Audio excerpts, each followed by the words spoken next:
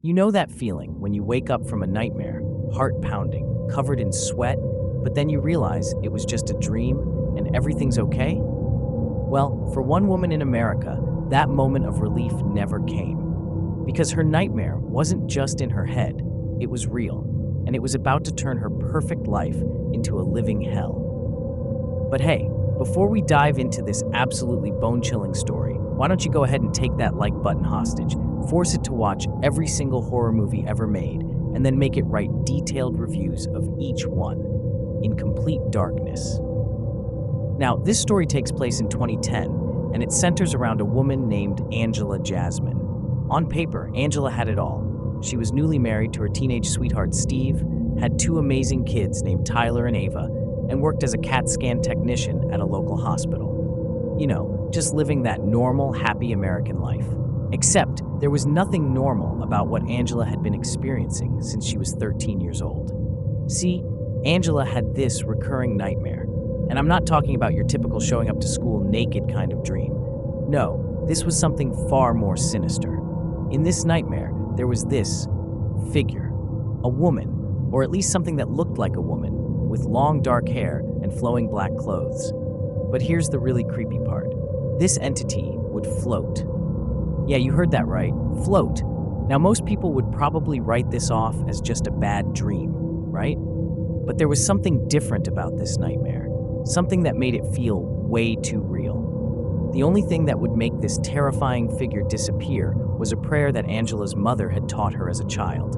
Jesus, help me, please.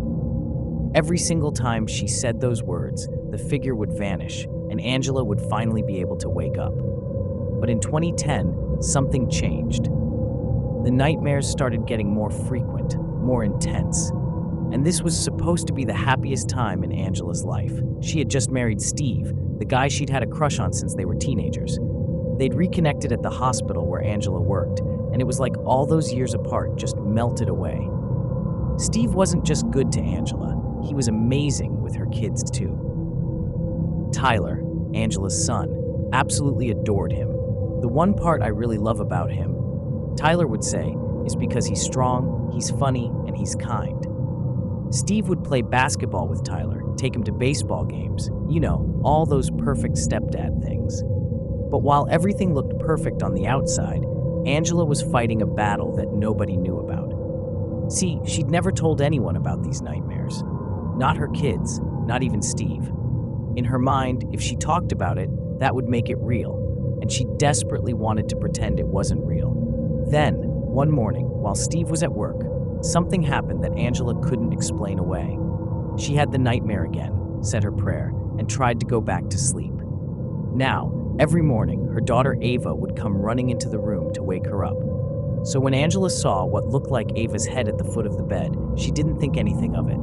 "Good morning, princess," Angela said. But when she sat up, what she saw made her blood run cold. There was nobody there. No Ava, no anyone, just an empty room and that feeling, that horrible feeling of being watched. Later that same day, Angela was in the shower when she felt it again, that sensation of someone watching her. But this time, it got worse. She felt something touch her, like a human hand on the back of her head. She spun around, but of course, there was nobody there, just empty space and steam from the shower. Now imagine being touched by something you can't see, something that shouldn't exist. That's the kind of violation that stays with you, that makes you question your own sanity. But Angela still didn't tell anyone. She just wanted it to go away. But it didn't go away. Instead, things got worse, much worse. Angela started feeling cold all the time. And I'm not talking about normal cold. I'm talking about the kind of cold that seeps into your bones, that makes you wrap yourself up in blankets like a cocoon and still feel like ice is running over your skin. Steve would notice that her skin was burning hot to the touch, but she'd be shivering, complaining about how cold she was. It didn't make any sense. Then the anxiety attacks started. At work, Angela would suddenly start sweating, getting dizzy. Her ears would ring, her stomach would cramp.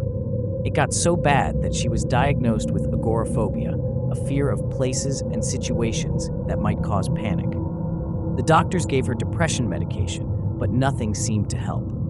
The vibrant, happy woman that Steve had married was disappearing, replaced by someone who wanted to stay in the dark all the time. Someone who couldn't smile anymore. Someone who was losing time, forgetting why she'd walked into rooms.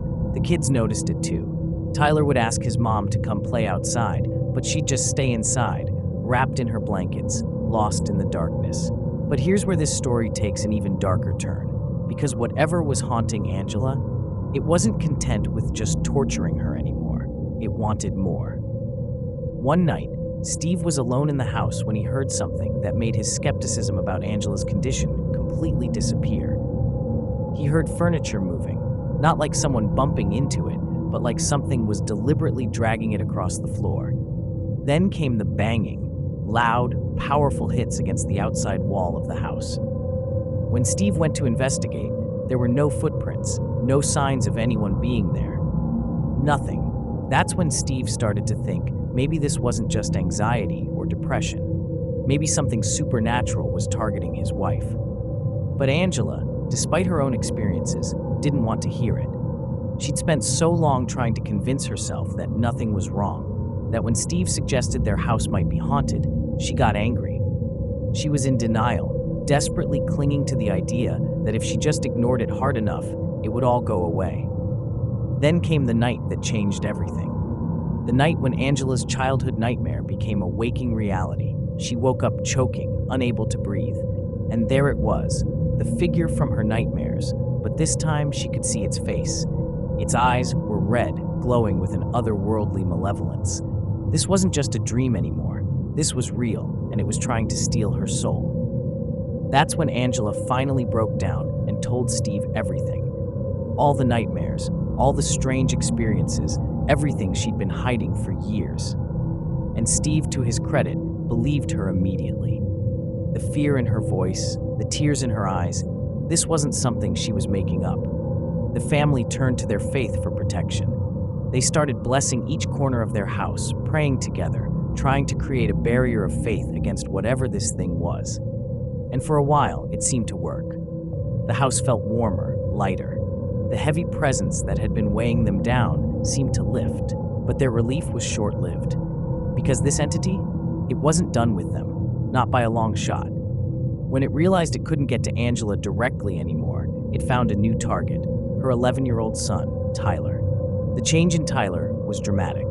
This kid who had been happy, loving, and kind suddenly became angry and hostile. He started having dark thoughts, violent thoughts. One day, Angela found a drawing Tyler had made. It showed him with crazy, spiraling eyes, holding a knife. When she asked him about it, his response sent chills down her spine.